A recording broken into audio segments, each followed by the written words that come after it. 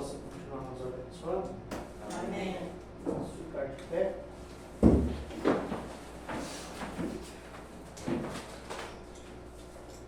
Vamos inclinar nossas frontes. Bendito nosso Pai.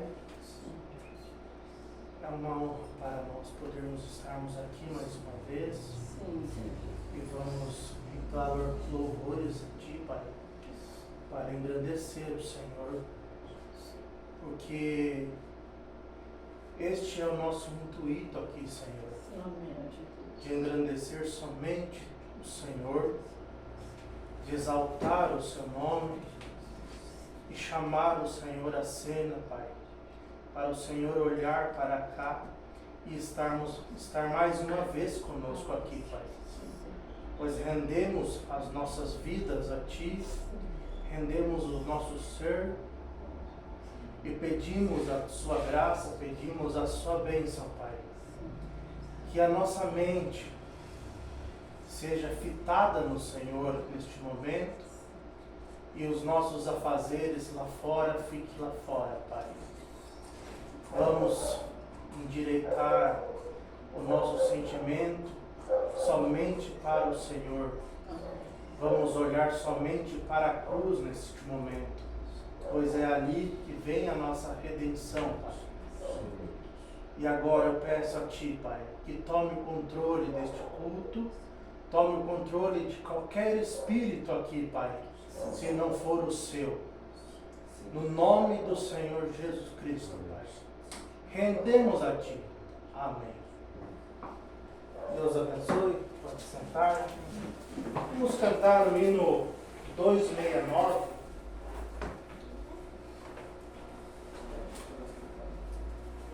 O irmão Rogério não pôde estar porque foi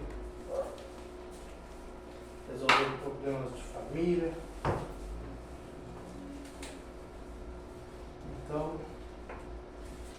vamos mais uma vez assobiar e chupar cana.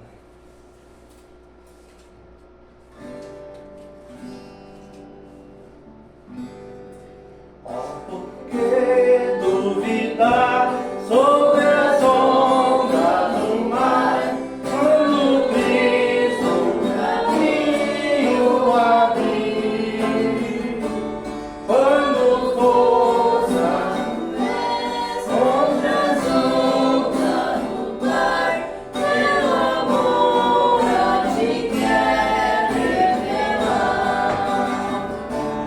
Ao tocar o danado, como o rei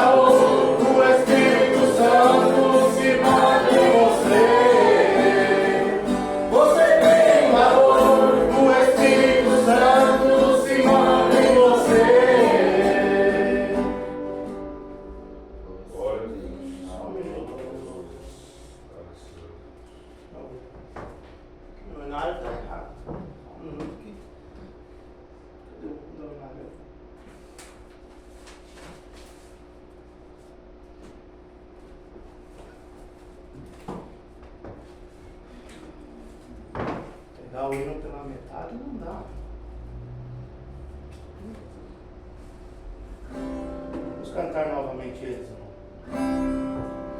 Quero que valorize o que você tem. Você é um ser, você é alguém tão importante para Deus. Chega de ficar sofrendo no Senhor, nesse seu complexo inferior, dizendo às vezes que não é ninguém. Eu venho falar do valor que você tem. Eu venho falar do valor que você tem. Ele está em você, o Espírito Santo se move em você, até com gemido inexprimível, inexprimível. Aí você pode então perceber que pra ele há algo importante em você. Por isso levante, cante, exalte ao Senhor. Você tem valor, o Espírito Santo se move em você. Você tem valor, o Espírito Santo se move em você. Você tem valor. Glória a Deus. Glória a Aleluia. Graças a Deus. Vamos cantar o 395, meus irmãos.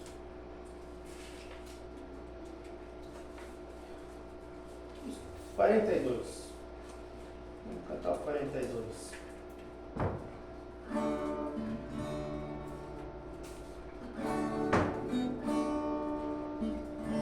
Eu vagava neste mundo, não tinha paz nem um segundo. Eu vagava neste mundo, não tinha paz um segundo, não sabia o que fazer. E então a porta aberta e um homem estava perto, então eu parei pra ver. Era um homem de branco, com seu rosto igual a um santo, era mesmo o Senhor. Eu já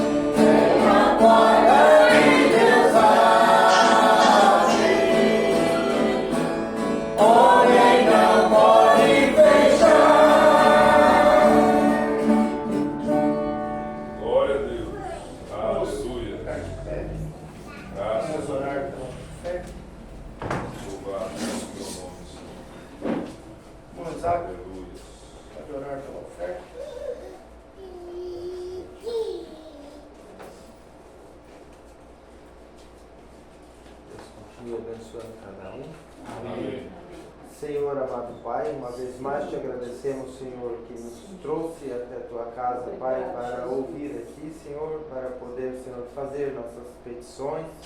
Estamos aqui, Senhor, na tua presença, Pai.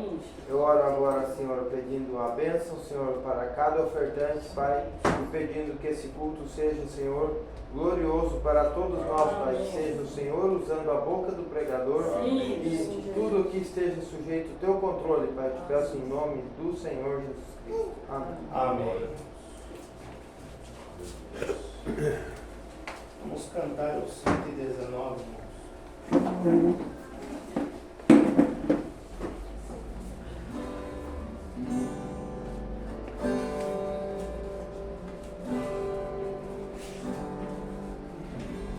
Quando o Jordão passarmos unidos.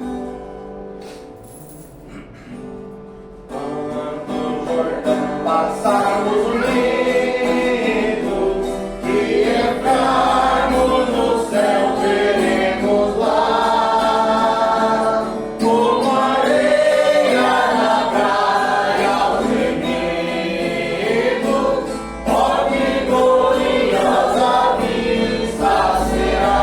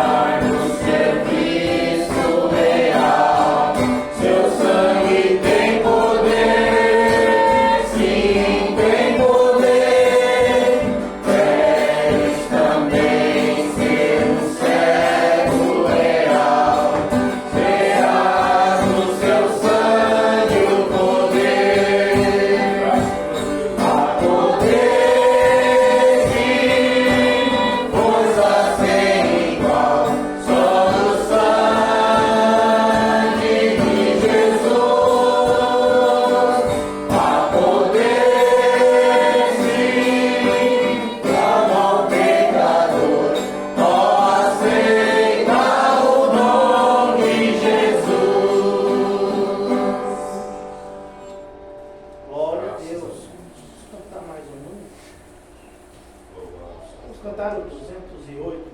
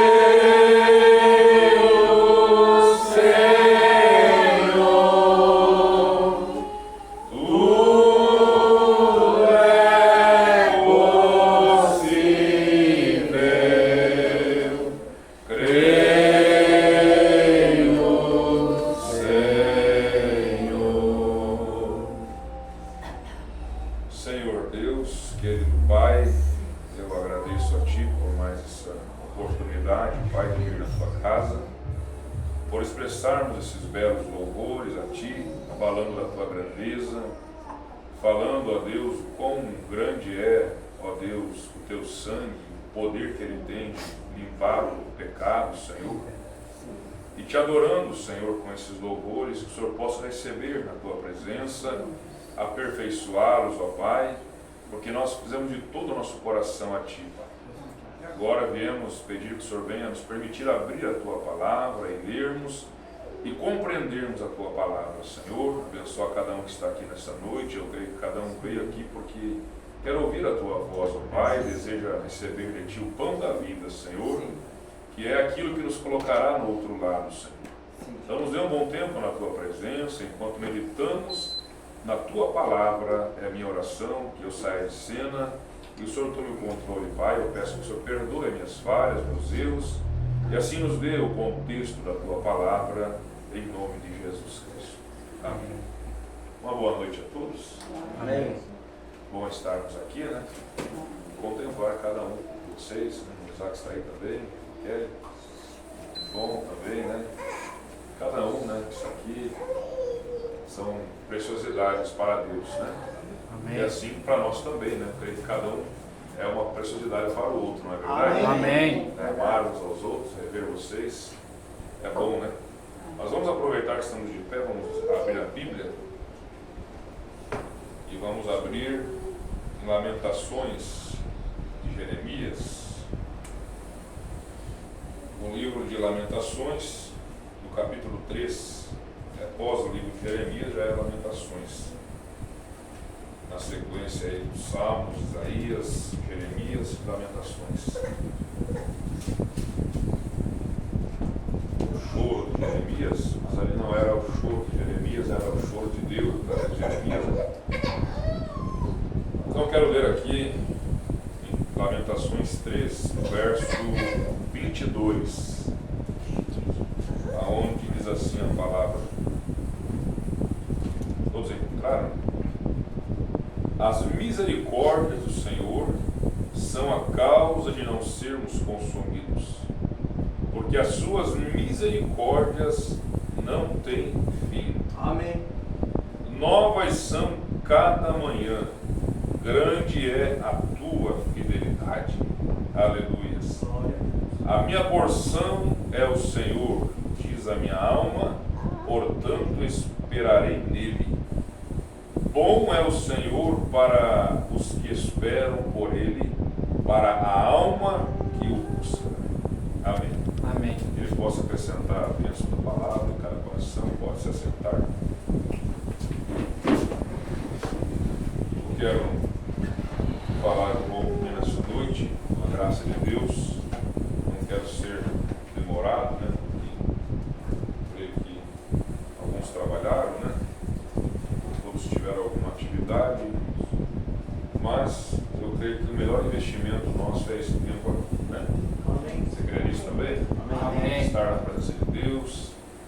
E para o cristão, como disse o salmista, né? Alegrei-me quando me disseram, vamos à casa do Senhor.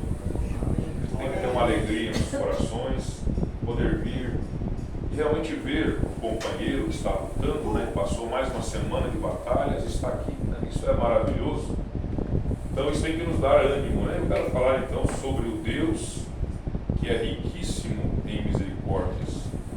O irmão Branham pregou essa mensagem, um Deus que é riquíssimo em misericórdia, e ele deu uma outra escritura, mas eu quero basear nessa então, de Lamentações, e nós refletirmos um pouco, né, sobre isso, né, o que é a misericórdia de Deus, como disse o próprio Jeremias aqui em sua lamentação, que era o próprio Espírito de Deus falando, né, para o povo. O próprio Deus falando dessa misericórdia que ele tem, é um atributo dele, né? É a sua misericórdia. E nós sabemos que tudo isso está incluso aí no amor de Deus, porque diz o profeta na mensagem amor e amor divino, que quando Deus viu os seus filhos saírem do jardim do Éden, com aquela pele em volta de si, onde ele havia matado o cordeiro, e ele começou a contemplar eles abraçados saírem do jardim. Então, o amor de Deus olhou para aquilo e diz a Bíblia, o irmão fala que Deus, através desse amor, projetou a graça, né? O amor projetou a graça. E nós sabemos que graça é um favor não merecido. Quer dizer, você faz aquilo por alguém mesmo que ele não mereça. Isso é graça, né? Isso é graça. Então Deus fez um favor ao ser humano, mesmo que o ser humano não merecia, mas ele matou o cordeiro inocente para favorecer Adão e Eva. E aquilo projetou a graça de Deus a ponto que ele disse que a semente da mulher esmagaria a cabeça da serpente. Então, aqui em Lamentações, o próprio Deus, através do profeta Jeremias, falando disso, as misericórdias do Senhor são a causa de não sermos consumidos. Glória a Deus. Então quer dizer, não é a minha capacidade, não é a minha bondade, não é o quanto eu posso conhecer, ou posso explicar a Bíblia, ou eu posso ser bonzinho com as pessoas. Isso não é a causa de não sermos consumidos. Mas a causa de não sermos consumidos é a misericórdia de Deus, né? É a graça de Deus, é o amor infinito de Deus, que pode fazer algo para compensar aquilo que o homem fez. Porque nós herdamos de Adão o pecado. Se tem uma herança que era amaldiçoada, que veio de Adão, foi o pecado. Adão tomou o pecado de Eva, segundo o que a Bíblia fala, e o próprio apóstolo Paulo disse: Adão não pecou, mas sim Eva. Mas Adão, como amava Eva, ele então tomou o pecado de Eva sobre si, e aquilo fez com que eles então saíssem do jardim do Éden, e aquilo tornou eles pessoas mortais. Mas Deus, que é riquíssimo em misericórdia, fez um plano, já estava arquitetado em sua mente. Aquilo não pegou Deus de surpresa, diz o irmão Brana. Nada pega Deus de surpresa em nossa vida. Ele conhece o fim desde o princípio, aleluia. Ele sabia que Satanás, ele tinha nele aquilo, por mais que ele é a criação de Deus, mas ele intentando sobre si, querer ocupar o lugar. O diabo não foi criado simplesmente daquela maneira, mas ele arquitetou essa maldade em seu coração. A Bíblia fala isso, que quando Deus viu aquilo no diabo, ele jogou ele lá do céu para a terra, porque o diabo ele começou a pensar que ele poderia ser mais que Deus. Então essa é uma das características do diabo, é sempre querer ocupar o lugar de Deus. E você pode definir essas coisas. A Bíblia fala em Filipenses capítulo 2, se me fala a memória, que Jesus Cristo estava em carne, e ele, mesmo sabendo que ele era o Deus em carne, ele não usurpou o lugar de Deus. Então ali você vê a característica de Deus naquele homem, mas você vê a característica de Judas. Ele era o próprio diabo encarnado, diz o profeta. Ele sempre queria argumentar a palavra. Você vai ver que quando Jesus Cristo recebeu aquele perfume, aquele alabastro, que foi colocado ali, ele começou a questionar, disse: não era melhor dar para o Senhor e nós poder comprar coisas e dar aos pobres? Veja, sempre o diabo quer argumentar a palavra, aquilo que Deus estabelece. Mas nós sabemos então que o que afasta o homem de Deus é o pecado. E nós sabemos que pecado é incredulidade. O que levou Eva a pecar foi ela não crer totalmente na palavra de Deus. E diz o profeta que aquela mentira do diabo tinha 99% de verdade. Isso é bem tremendo. Isso é uma coisa muito... algo assim que você vai ver que nunca uma mentira ela é 100% mentira. Naquele caso, o diabo colocou simplesmente um não. Era 1% de mentira e 99% de verdade, mas aquele 1% contaminou tanto que levou aquela mulher chamada Eva a descrer da palavra e a tomar a palavra de outra pessoa ou de outro ser, né? E nós sabemos que ela tomou a palavra do diabo através da boca da serpente. Não era uma pessoa, mas era um animal muito semelhante ao ser humano. Era o que mais se aproximava do ser humano, segundo a Bíblia, e segundo aquilo que o irmão Morna fala na mensagem, a semente da serpente, em outras mensagens. Ele era mais astuto, diz a Bíblia, que todas as alimarias do campo. Então ele conversava. Astúcia quer dizer pensamento, raciocínio. Ele era astuto, ele tinha essa astúcia em si, ele podia conversar. E o diabo então aproveitou daquela ferramenta chamada serpente e conversou com Eva. Agora, nós viemos ao mundo como pecadores, não porque nós queremos, mas porque herdamos isso. Então, como eu falei, e a única forma de escape é aceitar o plano de redenção de Deus. Então nós voltamos para olhar para esse quadro, que as misericórdias são a causa de não sermos consumidos. Por quê? Adão, quando ele viu que estava nu, aquele véu de santidade foi tirado, ele viu que estava nu, ele correu, ele se escondeu de Deus, e daquela maneira ele não conseguiria se aproximar de Deus.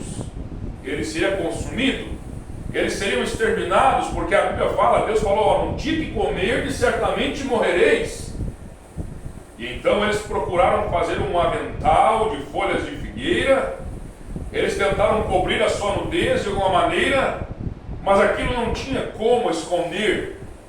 Aí você pode pensar, desmembrando, por que Adão e Eva estavam se escondendo, sendo que Deus está em todos os lugares? Como que eles iam conseguir se esconder de Deus? E Deus procurá-los no jardim do Éden. Porque diz a Bíblia que em toda a viração do dia, Deus se aproximava.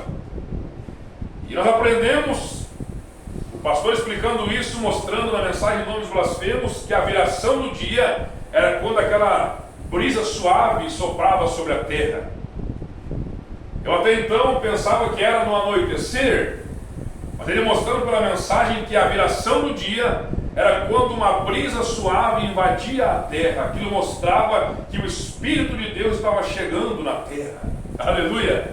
Porque vida é o sopro de Deus. E então na viração do dia Deus chegava para conversar com Adão e Eva, e ali, porque o dia de Deus era e a tarde e a manhã, né? Era o contrário da Bíblia, e a tarde e a manhã o primeiro dia, e a tarde e a manhã o segundo dia.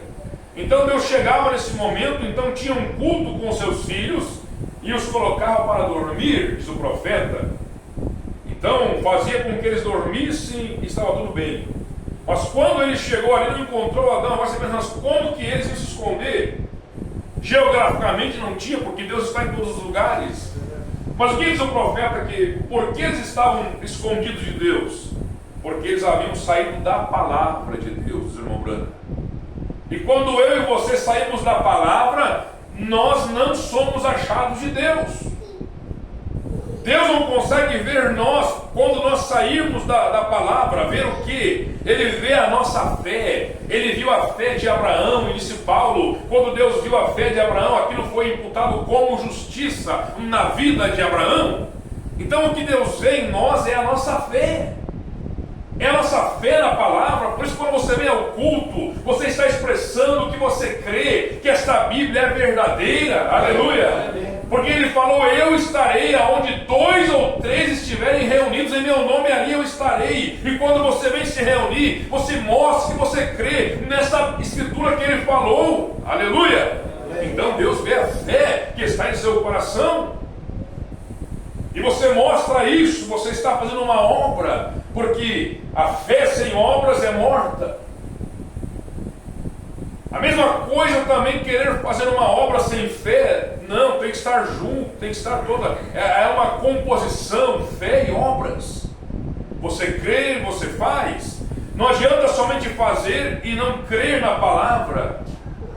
E aí o Moura vem e explica isso em tantas mensagens. Ele fala, quando ele fala assim, você não coloca uma roupa decente para dizer que você crê. Não, você está colocando essa roupa decente porque você crê na palavra de Deus. Não é o contrário. A fé vem primeiro para que as obras possam acontecer. Porque ali está aquela árvore. Mas há uma vida naquela árvore para que então nasçam os frutos. Não vai vir os frutos primeiro sem ter vida. Tanto é que se você pegar um país que o inverno é rigoroso, você vai ver que no outono realmente as folhas caem e as árvores morrem. Mas quando chega a primavera, então você vai ver que começa a florescer novamente, começa a despontar as folhas começam a aparecer, há uma outra atmosfera no ar. E então quando chega a estação ali da primavera, vai chegando o verão, e então mostra-se os frutos daquela árvore, mas primeiro tem que haver vida nela para que os frutos apareçam. Assim também é a vida cristã. Jesus falou para nós assim, eu vos nomeei, São João capítulo 15, se não me falha a memória, para que vades e deis fruto, e o vosso fruto permaneça. Aleluia! Quer dizer, eu dei vida para vocês, para que vocês possam ir e dar frutos, e serem cristãos todos os dias, permanecerem sendo cristãos. Mas o que é isso? O que isso faz em nossa vida? Isso é somente a misericórdia de Deus que não tem fim. O Bruno fala aqui na mensagem um Deus que é rico em misericórdia. Eu vou um pouquinho mais assim, devagar, para nós meditarmos um pouquinho na Bíblia, assim, naquilo que a Bíblia tem para nós, relembrarmos. Nós já sabemos, né? É tão bom relembrarmos, né? Estudarmos a Bíblia. Agora, Irmão Brana fala sobre predestinação, o que é a eleição e a predestinação, que você vai ver em Efésios capítulo 1, capítulo 2, falando de eleição e predestinação. Isso são doutrinas bíblicas, que muitos não creem nessas doutrinas, mas nós temos que crer porque está na Bíblia. Aleluia! E o que diz a Bíblia? E nós estávamos falando outra noite sobre a semente deve morrer e tudo de volta daquele germe de vida não deve apenas morrer, mas apodrecer. E se ela não apodrece, ela não pode viver a lei da vida, né? E o apodrecimento é completamente aniquilado e terminado, e até que cheguemos ao ponto em que nossas próprias ideias, nossos próprios pensamentos tenham completamente se ido e apodrecido distante de nós, então o germe de vida pode começar a viver. Então nós temos que chegar a um ponto de apodrecer para esse mundo, né? A casca tem que quebrar, a casca tem que sair, para que a vida que está ali dentro do núcleo da semente possa viver. Mas agora, para que haja essa vida ali dentro, veja, do irmão Branham, agora, nós devemos injetar um pouquinho de doutrina aqui. E eu não vou fugir desse tema, porque isso tudo é misericórdia de Deus. Né? Como que Deus, com sua misericórdia, nos colocou no livro da vida do Cordeiro. Aleluia! E se você foi colocado no livro da vida do Cordeiro, seu nome não pode ser apagado. Aleluia! Chega ao ponto de não vou falar sobre o que a Bíblia fala em Salmos e diz: quão grande é a soma dos seus pensamentos. Vamos fala, isso era nós. Nós somos a soma dos seus pensamentos, atributos de Deus. Agora, se você não crê nisso, tudo bem, diz o profeta. Está bem, eu creio nisso. E eu também creio no que? Na eleição e predestinação. Aleluia! Veja. Agora, eu creio que um homem, quando ele nasce nesse mundo, quando você é um bebezinho e nasce no mundo, você não poderia estar aqui se não fosse a presciência de Deus. Como assim? O pré-conhecimento. O conhecimento adiantado de Deus.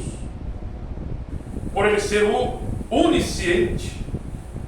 Ele é dono do conhecimento, da ciência, de saber as coisas antecipadamente. Agora, você não poderia estar aqui se não fosse a presciência de Deus, porque Ele é infinito e Ele conhece todas as coisas. Você crê nisso? Amém. E quando aquele bebezinho nasce no mundo, existe uma coisa naquele bebê. Se ele alguma vez vai ter vida a algo pequenino ali, naquela criança, então, para o que ele virá, mais cedo ou mais tarde, aquela sementinha está nele. A semente de predestinação está ali, né? Aquilo não é um acaso. Agora, se vocês tomarem, as Escrituras declaram isso plenamente. Agora, se você tem vida eterna esta noite, se nós temos vida eterna, então nós sempre fomos, pois existe somente uma forma de vida eterna, nós sempre fomos. E a razão que nós fomos é porque nós somos uma parte de Deus. Aleluia! Amém. Então como que Deus vai deixar uma parte dele aqui nesse mundo? Não, Ele virá buscar cada parte dele, cada parte desse corpo. O corpo de Cristo, a noiva, ela tem que estar toda certinho, todo arrumado, posicionado, porque um dia a cabeça virá. Aleluia! E a cabeça é Cristo. Cristo é a cabeça e nós somos o corpo. Se você sente noiva de Cristo, você faz parte do corpo. Aí quando você vai para 1 Coríntios 11, você lê isso toda a ceia, né? Por que há muitos fracos que dormem, diz a Bíblia? Porque não discernem o corpo do Senhor. O que é discernir o corpo do Senhor, diz o irmão Brana? É nós saber que quando nós fazemos algo errado e nós não acertamos aquilo, nós estamos interferindo no corpo do Senhor. E nós podemos nos tornar uma pedra de tropeço para o corpo de Cristo.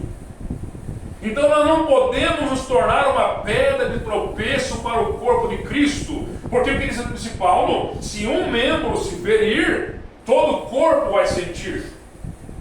Não tem como o meu dedinho levar uma marretada e simplesmente ficar ele ali, não, todo o meu corpo vai sentir aquilo. Aquela dor faz parte de todo o meu corpo.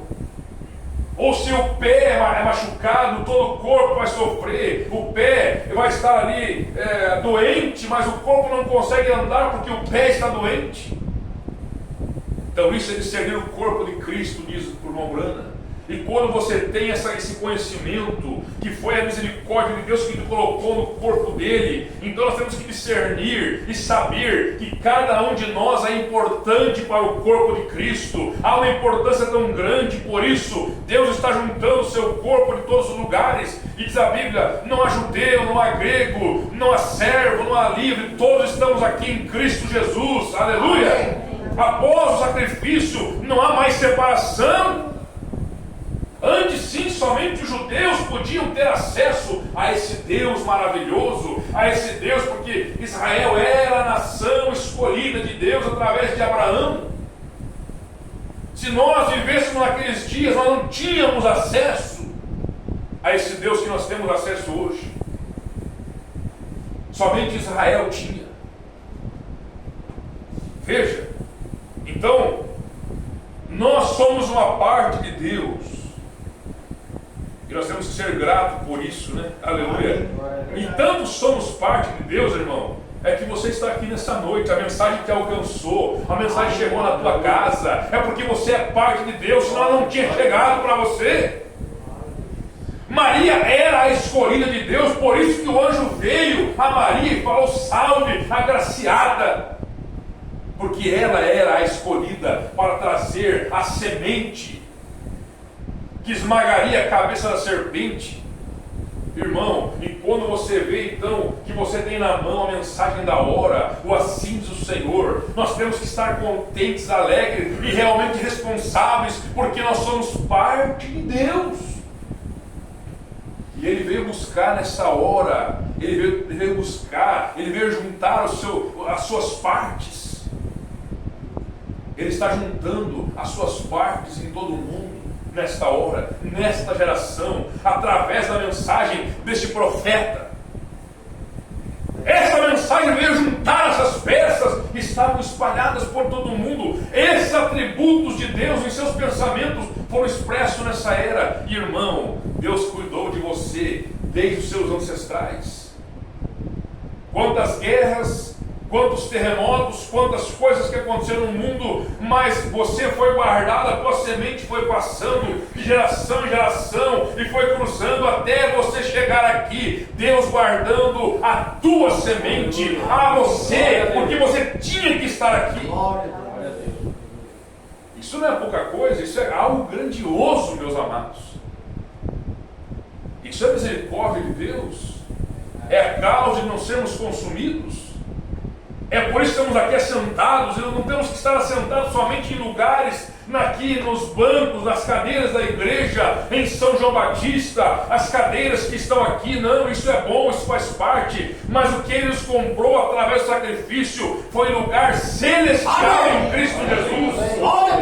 É a tua alma estar em Cristo, você não viver mais naquele sentimento de pecado, de não estar livre, porque o judeu ele ia todo ano levar um sacrifício, mas ele voltava com o mesmo desejo de pecar. Mas agora há um sangue tão poderoso, o sangue de Cristo que foi derramado, e este sangue não é mais o literal, não é mais a química, este sangue é o Espírito Santo, e o Espírito Santo aplicado em nossa vida é capaz de tirar o desejo de pecado, o desejo de coisas erradas. Este sangue tem poder para fazer isso. Eu posso dizer, você pode falar: eu não consigo tal coisa, e certas coisas ainda me acompanham, eu preciso, mas irmão, há um sangue que está aplicado ainda, há um sangue no propiciatório, há um Cristo, diz o irmão Brana, o seu corpo está lá no céu, o seu corpo está ali no altar de sacrifício, mas o Espírito está nessa hora agindo em nossos corações, querendo entrar, querendo estar em nós, para nos colocar algo mais que a neve. Mas o que nos coloca nisso é porque nós somos parte de Deus e Deus é a única coisa que é eterna. Aleluia! Aí ele fala aqui, você já ouviu, a Bíblia fala em Hebreus capítulo 7 sobre Melquisedeque. E quando ele recebeu os dízimos de Abraão e foi atribuído ao seu bisneto, isso é muito profundo. Você lembra que Abraão chegou da matança dos reis, ele foi buscar o seu sobrinho Ló, que estava lá preso com aqueles reis, e Abraão pegou as suas foices velhas, inchadas e tudo mais que tinha, e seus 300 homens ali, e foi buscar o seu sobrinho. Não sabia da arte da guerra, não sabia como fazer, mas ele cria no Deus que ele servia. Aleluia! E ele cria na palavra que disse: aonde você colocar a planta do teu pé é teu. E ele foi lá, matou os reis, venceu aquela guerra, trouxe aqueles prisioneiros de Sodoma que estavam junto com Ló. E aí ele pegou, simplesmente largou todos eles e disse: pode voltar embora, eu não quero nada de vocês. Só pegou os despojos da guerra e trouxe. E ali o Melquisedeque, e Hebreus capítulo 7 fala de Melquisedeque também. Paulo explica quem era ele. Rei de Salém. Abraão deu dízimos a esse Melquisedeque. Por isso, se alguém dizer para você: mas o dízimo era o tempo da lei.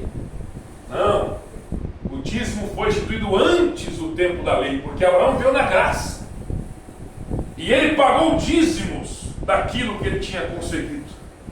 Então, dízimos é no tempo da graça, e nós vivemos na graça. Aleluia! E na graça e na lei foi instituído, e aquilo faz parte, deslumbrando, é que a noiva é dizimista. Agora, Abraão deu dízimos e foi atribuído ao seu bisneto. E isso a Bíblia fala: Levi, que estava ainda nos lombos de Abraão, pagou dízimos, porque ele ainda estava nos lombos de Abraão quando ele encontrou o Melquisedeque. Você sabe que Levi é a tribo que foi escolhida para estar ali no templo, né? Era a tribo de Levi, com o sacerdote Arão, e toda aquela tribo foi estabelecida. Foi a tribo que foi tirada, separada de Israel para exercer a função do templo. Eles eram os cantores, os músicos, os sacerdotes dessa tribo de Levi. E Levi pagou dízimos nos lombos de Abraão. A Bíblia fala: veja, Abraão, quando ele encontrou Melquisedeque, agora notem aquilo, voltando atrás, Deus sabia da vinda deste rapaz. Aleluia! Irmão, Deus sabia a tua vinda nesse culto. Você não é um fruto do acaso aqui nesse mundo. Eu nasci por causa que meus pais se encontraram e tudo mais, e eu vim. Não, é verdade, sim, essa é uma parte. Mas tudo isso era provisão, irmão João, da parte de Deus. Você tinha que vir ao mundo, e Deus tinha que colocar você aqui em carne, para aceitar a sua palavra, para dizer sim à sua palavra. Aleluia! Agora note aquilo, voltando atrás, Deus sabia, e Ele conhecia todas as coisas. Agora somos uma parte de Deus. Vocês sempre foram, não é que vocês se tornaram aqui, não, vocês sempre foram parte de Deus. Nós temos que ficar alegre por isso, irmão, sabe, contente, e buscar de Deus: Senhor, me dá graça de eu ser realmente, mostrar na minha vida que eu sou parte do Senhor, porque eu não consigo me fabricar uma parte do Senhor. Se eu era, eu sou agora uma parte de Cristo. E o que prova que eu era é que hoje eu dou amém à palavra, eu estou aos pés do Senhor Jesus, eu quero segui-lo a qualquer custo na minha vida. A Bíblia me atrai, a mensagem me atrai para perto de Deus. Isso prova que você é eleito de Deus. Por isso que eleição não dá direito para ninguém descansar na cadeira da predestinação e dizer: de qualquer maneira eu vou chegar lá porque Deus me viu lá. Não, o que prova que somos eleitos é que nós estamos lutando por essa eleição, é porque estamos lutando por esse Deus maravilhoso. Você não está descansado, há um desejo de Deus, não há um desejo de você, há um desejo de santidade, há um desejo de realmente buscar a Deus, é porque Deus está em seu coração e você é parte dele. Estamos voltando para lá.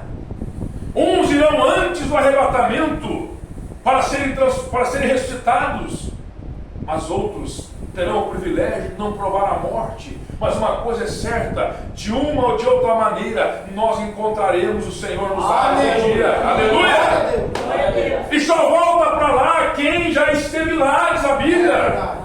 Os que dantes conheceu, a esses também predestinou para serem conformes à imagem de Cristo. Então você conhece através da palavra que você é parte, você é um atributo de Deus. Vocês estavam somente em seu pensamento. O próprio nome de vocês, se ele já estava no livro da vida, ele foi colocado ali antes da fundação do mundo. Ele sabia o que você era. Isso é tremendo demais. Aleluia! Eu não estou dizendo isso não para confundir doutrina, mas para colocá-la em posição certa. Aleluia! Para que possamos ficar longe deste medo e pânico. Irmão, quando você conhece a posição que Cristo te chamou, você pode descansar. A fé repousa, a fé descansa. Você repousa no descanso, na misericórdia de Deus. E não importa com o que esteja acontecendo no mundo, porque você liga uma notícia agora, é guerra na Ucrânia com a Rússia, é guerra em Israel, a China quer invadir Taiwan, tudo isso é notícia da hora. Mas quando você vê isso, que há uma doutrina que Deus deixou, porque Ele tinha arquitetado em seu plano, em sua mente, que Ele colocaria pessoas aqui que vinham dEle, atributos dEle, que estavam ali. Outra escritura que o Moura cita, é quando Deus fala com Jó e pergunta para Jó: onde estavas tu, ó Jó, quando eu fundava a terra? E quando os filhos de Deus cantavam e rejubilavam, nós estávamos ali, cantando alegremente na presença de Deus. Bom, o grande diz assim: agora estamos aqui e fomos colocados na parte deste lado da vida agora, e viemos aqui e uma amnésia nos tomou e não lembrávamos quem nós éramos. Estávamos no mundo aí, nascemos em uma família. A irmã Sueli nasceu na família Bueno, né? Eu nasci na Hidalgo e assim por diante. Mas quem sabe você pensa assim: mas por que eu estou aqui? Estávamos em amnésia, não sabíamos. Agora conta a história daquele rapaz que veio da guerra. Estavam fora da mente por causa de tão forte combate que foi ali, porque ele saiu da mente, tantas coisas horrorosas haviam acontecido. E quando ele estava caminhando naquela trilha indo, era na França, se não me falha a memória, agora conta desse rapaz. E ele não se lembrava quem ele era mais. Mas quando ele começou a caminhar por aquela trilha, ele começou a ver toda aquela paisagem, e de repente ele viu uma cabaninha em certo lugar. Aí ele começou a voltar à sua mente. E ele encontrou seu pai, e a mente voltou, porque ele reconheceu de onde ele tinha vindo. Irmão, nós estávamos também em amnésia, não sabíamos quem nós era, mas quando começamos a ouvir a palavra de Deus, algo começou a falar conosco: eu sou eleito, eu pertenço a Deus, eu vim de Deus, eu quero voltar para Deus. Aí nessa mesma mensagem ele começa a contar para nós aqui aquela historinha da águia de novo. Aquela águia foi chocada debaixo de uma galinha, porque o fazendeiro achou ali o ovo lá nas montanhas e trouxe ali. E ela andava com a galinha para cá e para lá, não entendia o que a galinha falava, não entendia o cacarejo da galinha com os pintinhos, mas quando ela fazia, os pintinhos corriam ali. A águiazinha não entendia, era uma língua estranha para ela. Mas um dia cruzou os céus uma águia e deu um grito, e ela se identificou com aquele grito dos irmãos Brana. Aquilo fez ela se lembrar algo nela, e disse: eu sou daí, aleluia, eu sou da altura, é por isso que eu não consigo comer minhoca.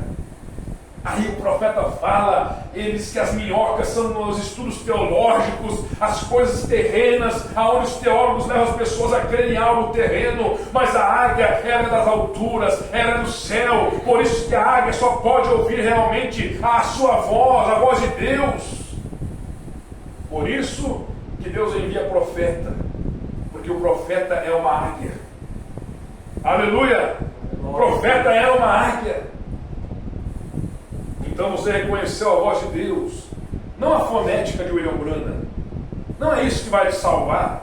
Não é isso que vai te dar o arrebatamento, ouvir a fonética, mas você ouvi-lo, você ler a mensagem, você acreditar na palavra com fé em seu coração. Isso te dá a fé de arrebatamento, porque ele falou, a fé de rápido está nas mensagens. Por que está nas mensagens? Porque a mensagem é a Bíblia revelada para essa era. Aleluia! Então é isso, irmãos. Nós não vamos chamar também para ligar o gravador, tem que escutar somente a fonética, que é maravilhoso. Eu vim escutando a mensagem do profeta lá de Palhoça até aqui, e é tão bom ouvir a mensagem, e nós nunca iríamos jamais condenar ouvir a mensagem. Mas o que nós condenamos é que não é aperte o play que te salva. Não, é crer na palavra que te salva, é crer no Evangelho que te salva, é aceitar aqueles ministérios, o quintuple de Efésios que te salva. Porque o que diz a Bíblia ali? Deus deu uns para pastores, apóstolos, evangelistas, mestres. São 5 ministérios. O que diz a Bíblia ali? Vamos ler Efésios capítulo 4.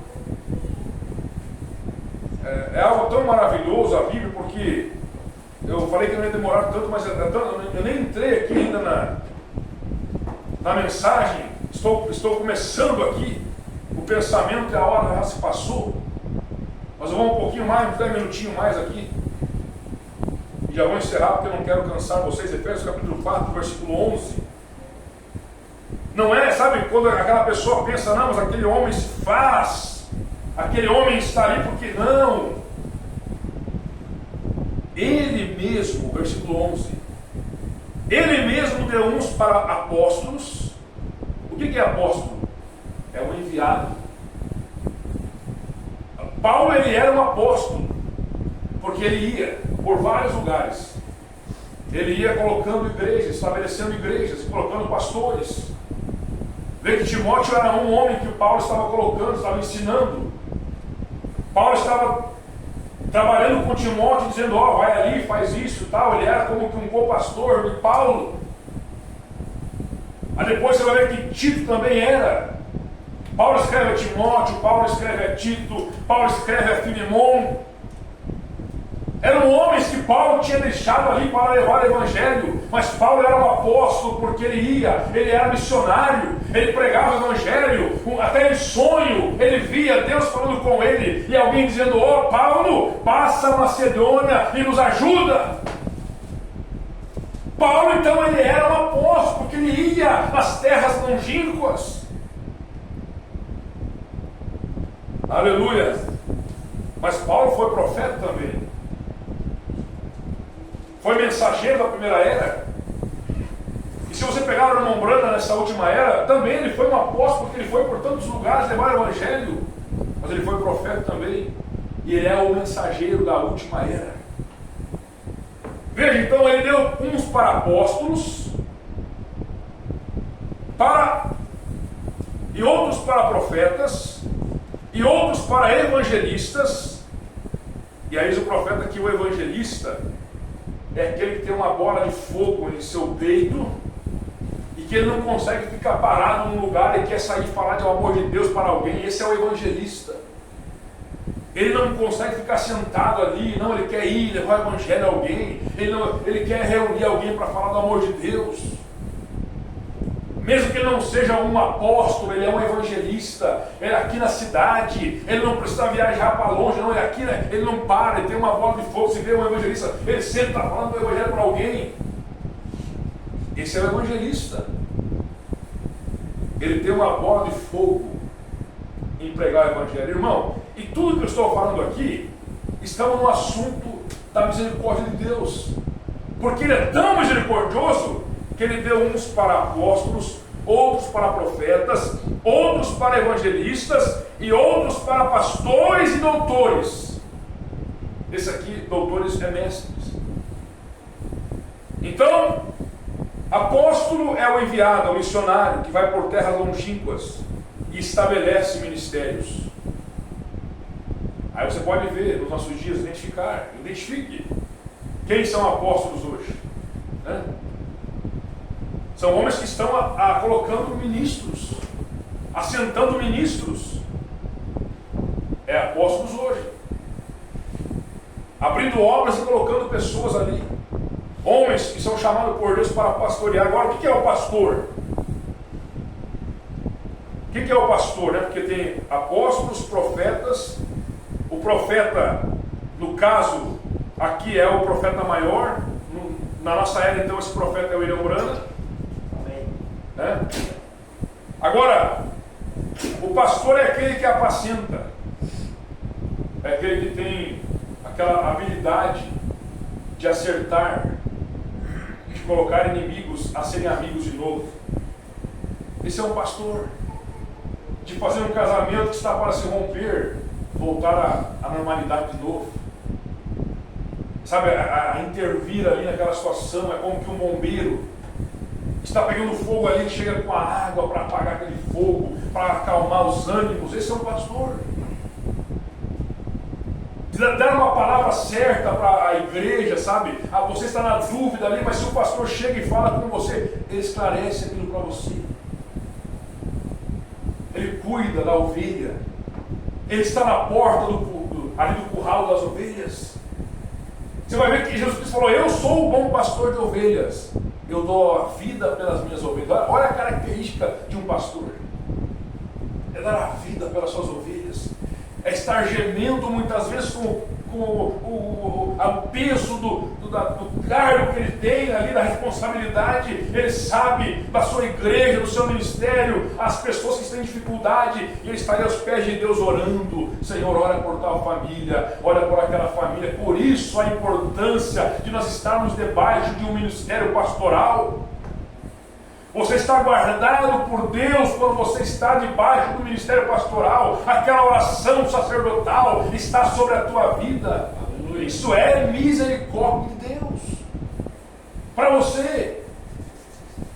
E essa era agora, esses momentos finais do mundo, há muitos que não querem mais estar debaixo de um ministério.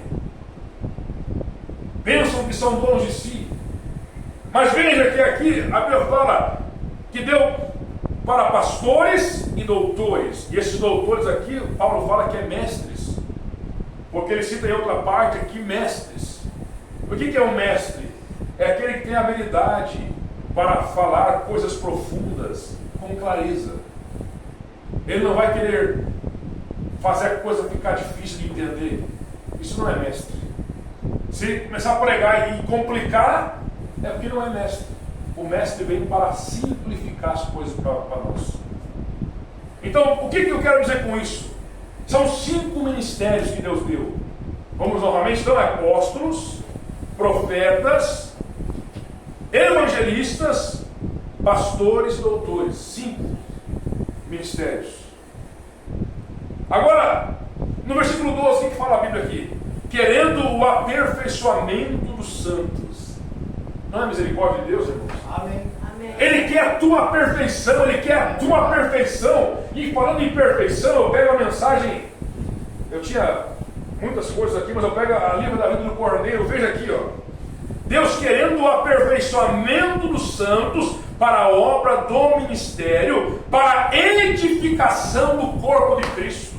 Irmão, Deus não quer o seu corpo mirrado, Deus quer o seu corpo cresça, aleluia. Que aquela criancinha não vai ficar pequenininha sempre, não. Ela vai se alimentar, o irmão vai dar comida para ela, para se alimentar todo dia, e você não vê o crescimento, a camisa não estoura o crescimento, mas passa um dia, passa 2 dias, e quando você vai ver, meu Deus, que grande que está. Porque está se alimentando, está tendo o processo da vida, está crescendo. Então, por isso que Deus quer colocar ministérios para que Ele possa agir nesses ministérios para o aperfeiçoamento do corpo de Cristo. Então, um culto que você vem, isso é para te aperfeiçoar. Amém. Aleluia! Uma leitura da Bíblia em casa é para te aperfeiçoar. Amém. Verdade. Aleluia! Ó, irmão, para crescer. Paulo chega a dizer que não temos que ser meninos mais na fé, no conhecimento. Temos que chegar à maturidade. Maturidade, sabe o que é? É saber administrar situações da vida. Quando nós chegamos à maturidade no nosso casamento, a maturidade na criação dos filhos. Mas muitas vezes é difícil, né? Vocês já criaram os filhos, né, irmão Daniel? a irmã Sueli, a irmã Noeli, já criaram, né? O irmão Isaac já criou, uma está criando, já o outro está crescendo, mas vocês já passaram por esse caminho, aprenderam muita coisa, foi no sofrimento da vida, não é? Mas chega a maturidade, e aquilo que era tão difícil se torna simples. Então Deus quer que nós cheguemos à maturidade da vida cristã, de quando dá um problema na igreja, nós poder suportar, acalmar, entender, porque isso é misericórdia, e a noiva carrega também a misericórdia de Deus nela. A noiva é misericordiosa. Se eu vejo o erro do meu irmão, eu não quero condená-lo, mas eu quero que Deus tenha misericórdia. Por isso a Bíblia ensina, quando você vê alguém errado, você vai e fala para ele, você está errado nisso. Se ele não atentar para a tua palavra, então você traz mais alguém para testemunhar aquilo. Mas não é para você querer fazer, sabe, aquela pressão, aquele homem, aquela mulher, sargento da Bíblia, né? Tem que ser assim, porque tal, aquela santidade extrema, porque se não for assim não dá certo, irmão. Isso é meninice na fé. Porque se o diabo não quer ele empurrar, ele vai puxar ou vice-versa. E nós vemos no Evangelho, houve os arminianos e os calvinistas, ambos estão no extremo do caminho. Porque um é legalista. Eu creio que é os calvinistas ou os arminianos. Os arminianos são legalistas, eu creio que é. Sabe o que é legalista? É aquela coisa que, se não for aquela santidade extrema, meu Deus, pegar uma bola, a criança. E antes era assim. Chutar uma bola brincar ali. Não, gente, isso é legalismo. Veja, então, legalismo é um extremo. Nós não queremos isso. Os arminianos pregavam o liberalismo. É graça, misericórdia, tudo tanto faz, não tem problema, descanse na predestinação, viva como quiser, que no final você vai ser salvo. Não, há um centro do caminho. Há um centro. Nem legalista, nem arminiano, não. Nenhum nem outro, mas o centro. O que a Bíblia faz? A Bíblia te leva ao conhecimento da verdade, e quando você conhece, você vai lutar para não fazer aquilo que é errado, que desagrada a Deus. Você não vai querer desagradar o teu Pai que está no céu. Aleluia! Mas para encerrar aqui o meu assunto, eu tenho várias mensagens aqui, quem sabe na próxima vez eu continuo. Mas veja aqui, Deus colocando você na palavra, te mostrando isso, para tirar de você, bem longe deste medo e pânico. Vocês não sabem quem vocês são, vocês não vão ser, mas agora vocês são filhos de Deus. Aleluia! Não é que vocês vão ser ainda, vocês são filhos de Deus, chamados por seu decreto.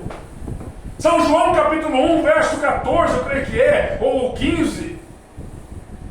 Antes fala assim, ele veio para os seus não receberam, mas a todos que o receberam, deu-lhes o direito de ser feitos filhos de Deus. Amém. Aos que creem no seu nome. Aleluia! Então vocês não serão, diz o profeta aqui na mensagem, um Deus que é rico em misericórdia. Vocês já são, vocês já vieram como filhos de Deus. Aleluia! Vejam, vocês sempre foram filhos de Deus. Aleluia! Só que teve um momento que Deus despertou vocês para ver o Evangelho. E para lembrar que vocês não eram uma galinha assim, ali, vocês eram águias. E aí, aqui diz a história, a mãe águia chegou e gritou e tal, e disse para ela, abre tuas asas aí. Então ela abriu as asas e viu que eram grandes asas. Se voa, então bate elas e voa. E ela voou e bateu e foi até o primeiro palanque da cerca do galinheiro. E então a águia deu mais um grito e falou, vai, exercite as tuas asas. Então ela começou a bater forte aquelas asas e conseguiu voar, escapar daquele galinheiro. Como ela fala, irmão, Deus te deu um novo e o Velho Testamento, é as tuas asas, nós temos que bater essas asas para sair dos galinheiros. Seja o que for, você fala, eu nunca pertenci a uma denominação, mas há tanto galinheiro. O diabo quer nos segurar com problemas, com dificuldades da nossa vida, com tanta coisa que nos quer rebaixar e aí nos fazer acreditar que somos uma pessoa simplesmente, eu sou inferior, eu sou isso, eu não consegui vencer, eu não tenho direito disso, irmão. Deus quer nos tirar dos galinheiros que o diabo quer nos colocar. Aí vem o profeta na mensagem da idade e fala assim: vocês não são uma gentinha acovardada, vocês são filhos e filhas de Deus, aleluia! O diabo quer amedrontar, quer dizer, você não vai conseguir, olha a tua falha, olha a tua fraqueza, mas nós lemos na Bíblia aqui, que há uma misericórdia de Deus, que é a causa de não sermos consumidos, e mais uma boa notícia, é que ela se renova a cada manhã, aleluia! Amanhã cedo ela se renova para você de novo. Cada dia a misericórdia está ao nosso alcance. Então, para encerrar aqui, Umbanda fala assim, no 153, ele não erra, ele não traria você se você não tivesse valor. Aleluia. Amém. Não foi cantado aqui? Quero que valorize o que você tem. Você é um ser, você é alguém. Quem que você é? Você não é o deputado fulano de tal, o prefeito, tal atriz da novela tal, conhecida, rica e tudo mais. Não, você é um ser, você é um atributo de Deus manifestado nesta era. Deus te chamou para a salvação. Aí ele chega a dizer aqui nessa mensagem assim: graças a Deus, que Deus não é somente rico em bens, porque Ele é muito rico, Ele é dono da prata e do ouro, mas graças a Deus que Ele não é somente rico em bens materiais, Ele é riquíssimo em misericórdia. Amém. Aleluia. Então você tem valor. Ele conhece o seu coração, isso mesmo. Ele conhece o que você é, Ele conhece os seus motivos, Ele conhece o que você é. Há armadilhas no percurso. Não adianta nós pregarmos o Evangelho e falar: tudo vai ser flores para você na vida cristã, tudo é mar de rosa, tudo muito fácil. Isso é uma mentira que o diabo quer contar para as pessoas. Mas o profeta: há armadilhas na estrada. O diabo, ele está há 6.000 anos aí. Ele é muito naquilo que ele sabe, é astuto, ele sabe, ele aprendeu. Nós somos muito pequenininhos para querer disputar com ele. Nós não somos páreo do diabo. Nunca tente dizer assim: meu conhecimento da mensagem eu posso. Não. A única coisa que eu posso, diz a Bíblia: posso todas as coisas naquele que me fortalece. Aleluia! Se podemos nos gloriar, temos que nos gloriar em Cristo, diz a Bíblia. E nele sim podemos nos gloriar.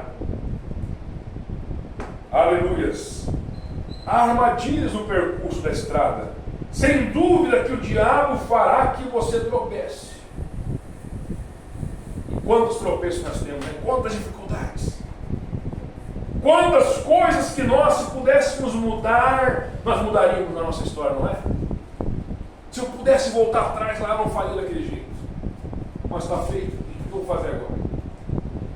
Nós temos que aprender a confessar nossos erros, nossas debilidades para Deus. Senhor, eu fiz isso, eu não queria fazer, mas eu confio que o Senhor tem a misericórdia para mim novamente, eu vou recomeçar. E como fala aquele hino, o segredo da vitória do cristão é sempre recomeçar.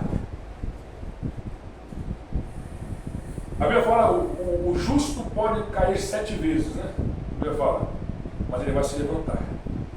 Aleluia! Não, e uma coisa muito importante que eu tenho ouvido, né? A gente aprendeu que pecado na vida do cristão não é uma coisa premeditada, uma coisa que você planejou. Amanhã eu vou sair, vou fazer isso. Não, isso é pecado. Premeditar é pecado, é iniquidade. Mas o nosso erro na vida do cristão é um acidente. Você não queria fazer aquilo, mas cometeu. Teve uma fraqueza, falou algo que não devia falar, pensou algo que não devia pensar, mas foi um acidente. Por isso que diz a Bíblia que a misericórdia é a causa de não sermos consumidos. Sempre terá misericórdia para quem chegar confiante diante de Deus, humilde. A humildade precede a honra. Isso que nós temos que ter na nossa vida cristã, humildade, Senhor. Se erramos com o marido, vamos ser humildes e voltar atrás, ou vice-versa, né? Erramos com a esposa, nós não somos o tal que não podemos nos humilhar e dizer, me perdoa, eu errei. Mas de coração realmente, não uma coisa fingida, né? Tudo isso vai nos dar graça de alcançá-lo, porque eu ia entrar nesse ponto aqui. A misericórdia, ela é alcançada por aqueles que tomam a palavra de Deus e obedecem a sua palavra. O Bruno fala aqui nessa mensagem. Mas eu estou aqui concluindo aqui, ó. Você não é perfeito porque há um... Veja, você vai tropeçar, algo que você tropeça, e você diz, não tive intenção de fazer isso. Deus, tu sabes. Você ainda é perfeito porque há um sangue perfeito que é oferecido por você a cada dia. Isso não te deixa feliz essa noite? Amém. Aleluia! A cada dia, e um sacrifício sangrento dependurado ante o trono de Deus Todo-Poderoso. É isso mesmo. Agora, como você entrou aí, Deus, por presciência, ele entra então também nesse assunto de predestinação, de eleição. Mas irmãos, é algo tão maravilhoso nós sabermos que a misericórdia, e o Bruno leu na mensagem a escritura de Efésios capítulo 2. Mas agora, encerrando então, eu encerro com essa escritura aqui para nós irmos para casa e meditarmos na palavra, porque uma das características de um animal limpo na Bíblia, qual era? Vocês lembram? Qual é a característica do animal limpo que eles podiam comer lá no Israel? Era aquele que ruminava. O que é ruminar? É que vai mastigar de novo. Come e volta de novo para a boca e ele mastiga. Animais ruminantes, não é isso? Né? A vaca, o boi, ele come um monte de pasto, depois deita na sombra lá e aquilo faz com que ele extraia o mantimento. Vocês todos sabiam disso, né? Amém. É assim que funciona com a vida cristã também. Quando ouvimos a palavra, ou lemos a mensagem, lemos a Bíblia, paramos e meditamos aquilo. Meditar é o que temos que fazer. Então, Isaías capítulo 1, e aí, então eu concluo aqui, ó. Quando Israel, se você ler Isaías 1, você vai ver que Deus reclama um monte de Israel aqui. Deus reclama da adoração deles, eles estavam tendo como tradição a adoração, mas aí no final ele fala assim, ó, que se eles viessem para ele com sinceridade e aprendessem a fazer o bem, procurar o que é justo, ajudar o oprimido, fazer justiça, eu estou lendo 17 aqui de Isaías 1.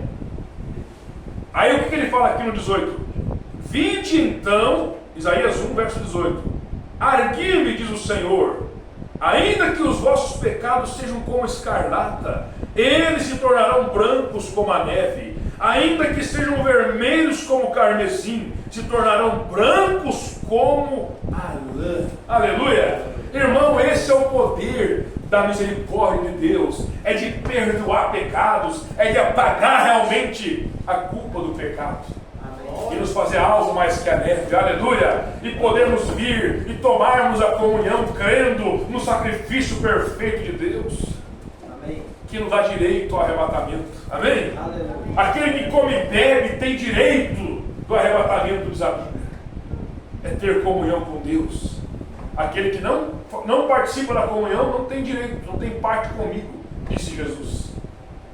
Mas aquele que come e bebe tem parte comigo. E por que nós podemos comer e beber? É porque estamos tendo comunhão com Ele diariamente, semanalmente, mensalmente. E quando vemos a casa do Senhor, então tomarmos a ceia, isso somente mostra o testemunho público que amamos a palavra e queremos viver para Ele. Amém? Amém? Vamos nos colocar de pé então nesse momento. Uma mensagem mais de cunho assim, de ensinamento, né? De relembrar, passarmos a matéria de novo, como diz o pastor Dival sempre, né?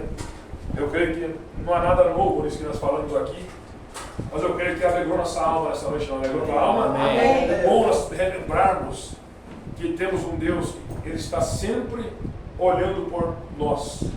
Como o pai sempre está olhando, às vezes o filho não nota aquilo. O filho somente dorme, come, vai para a escola, volta, mas não nota que o pai vai lá, muitas vezes abre lá a despensa e vê, opa, está faltando feijão.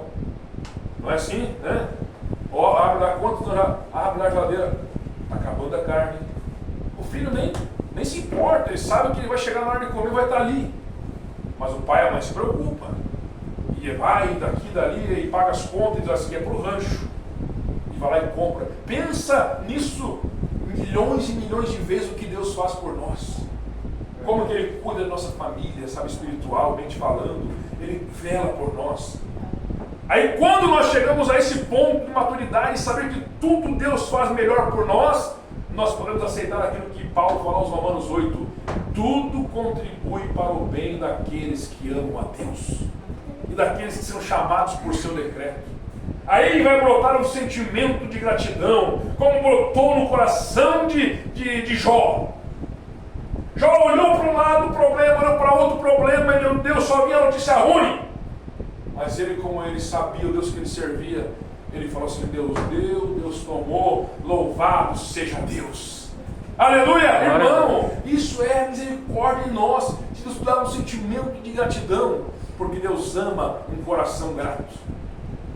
E que Deus nos ajude, irmãos, a realmente sermos agradecidos por tudo, sabe? Agradecimento em nosso coração, um sentimento que chama a Deus para perto de nós. Agora, Deus não quer um coração, sabe, que tudo reclama, que tudo não está bom, mas quando você sabe agradecer a Deus, diz, obrigado, Senhor. Isso é maravilhoso, né? Senhor Deus, amado Pai Celestial, nós somos tão felizes, Pai, porque quando olhamos para a palavra, é o espelho, como disse Paulo, e o espelho nos mostra a nossa condição. E quando nós vamos examinar a Bíblia e ver a nossa vida aqui na Bíblia, muitas vezes nos encontramos em falta, Senhor. Quanto temos falhado, quanto temos negligenciado, Pai. E eu me coloco nesta condição nesta noite. Com certeza eu podia ter sido melhor essa semana do que eu fui, ó Pai.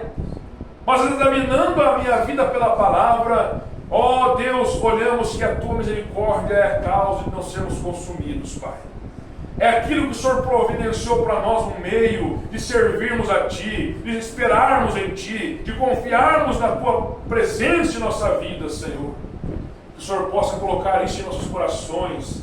Se há alguém que está precisando de algo nessa noite, Pai, olha para esse coração, olha para essa vida, Senhor, olha para esse coração que está necessitando de algo de Ti, Pai, que o Senhor possa abençoar, que o Senhor possa derramar as Tuas bênçãos em cada coração. Ó irmão, se há uma necessidade, levante sua mão agora, eu creio que Ele está aqui para te abençoar. Demonstre pela fé que há em teu coração uma rendição a Deus, e Senhor, eu preciso disso na minha vida. A mão levantada, ó Pai, eu também levanto minha mão. Nós precisamos mais de Ti, ó Pai, precisamos da Tua bênção em nossas vidas. Nos ajuda a nós obtermos a cada dia essa misericórdia, essa graça, esse amor, ó Deus, em nossas vidas, para vivermos para Ti, ó Pai, e estarmos preparados para o arrebatamento. Em nome do Senhor Jesus, eu peço que o Senhor nos leve de regresso ao lar também agora, guardados pela Tua potente mão.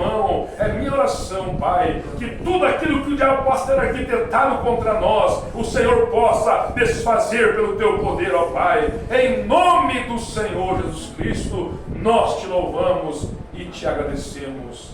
Amém, Senhor. Amém. Deus abençoe a cada um, então. Até quarta-feira vocês terão culto de oração, tenho acompanhado, né? É muito bom vocês estarem aqui reunidos. E está sendo colocado no grupo ali. Se haverá ceia no sábado que vem ou não, a gente coloca no grupo, tá bom? Deus o guarde. Até mais, né? Deus abençoe. Em nome de Jesus.